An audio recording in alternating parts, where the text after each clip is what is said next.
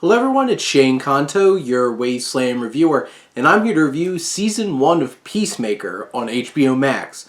And this is from James Gunn as a follow-up to his The Suicide Squad that came out this past summer, which absolutely killed it, and is one of my favorite comic book movies in a long time. And this was a show that I was actually pretty excited about because I feel like I loved Peacemaker a lot more than most people did in the Suicide Squad. I thought he was a very interesting and dynamic character that you could go in a lot of different ways with. And when they teased like having this show, and it's just like, why is Peacemaker getting a spinoff? Because this show says why. What James Gunn's able to do in this show, in terms of creating this whole other side to Peacemaker and allowing us to get let in to his perspective on things. And, you know, there's a lot of added layers. There's a lot of trauma. And the relationship he has with his father, all of that, this show sets up an interesting interesting story with complex villains and antagonists and a whole group of awesome characters to follow along with. Right off the bat, the tone, this is very much a James Gunn show. And it's dark, it's funny, it's brutal, it's violent, it's insane. Like, some of the things that this turns out to be, like, the targets they're going after and trying to save the world from, just, like, out of this world crazy. And tonally, it just fits. There's a darkness, there's an intensity about it.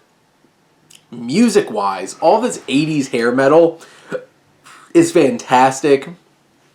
From like one of the first episodes of John Cena singing along to this song in his underwear, hilarious. And the opening, the intro, theme, and credits to this show with the dance, the overly serious looks on everybody's faces, just gold.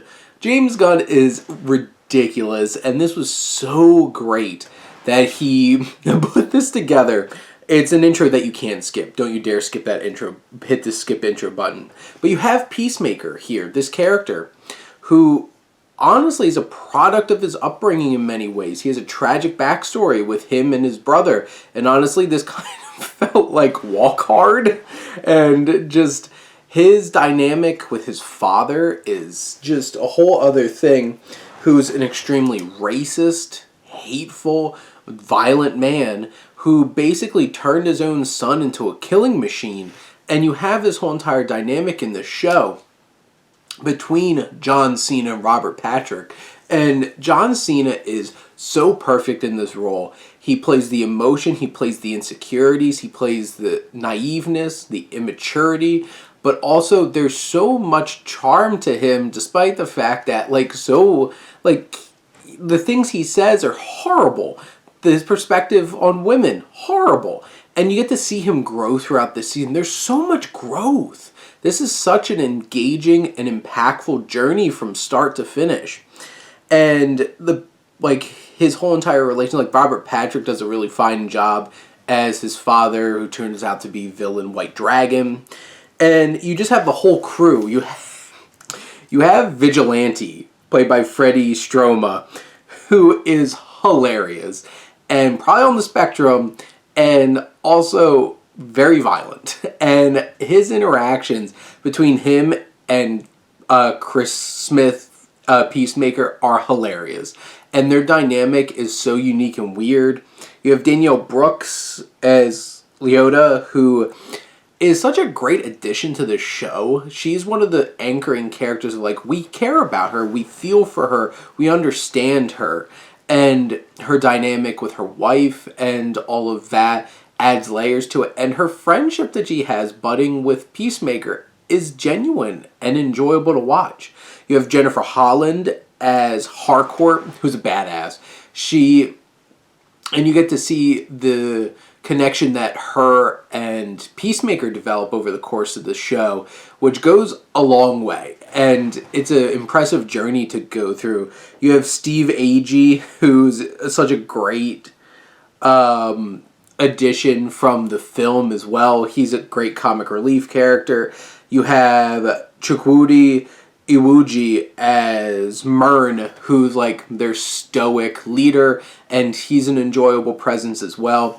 There's just so much humor about this show, and there's just certain gags like the John Cena doing all like naming all those celebrities and stuff like that, where they even had to have a gag reel with all of it. There's definitely like certain characters that don't get a whole lot of depth to them, and like this isn't a perfect show, but it's damn near close. There is so much to enjoy about this show. The mission is interesting and has intrigue, and it keeps building off of itself, and allows there to be gray areas in the narrative that makes you question like who you really want to root for in this situation, and it makes Peacemaker question it too, and I think that's the most important thing.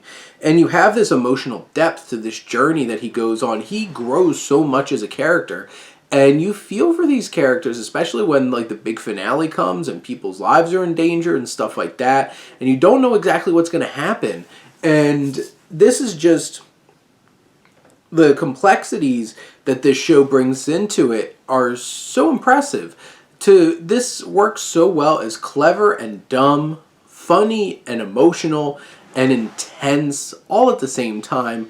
James Gunn made a wonderful show here, and I can't wait for season 2, which got greenlit, so bring it on, because I want me some more Peacemaker. John Cena was perfect for this, legitimately. But those are my thoughts on season 1 of Peacemaker. Let me know what you think, and let's talk some TV. But thank you as always for tuning in and supporting your Wasteland reviewer.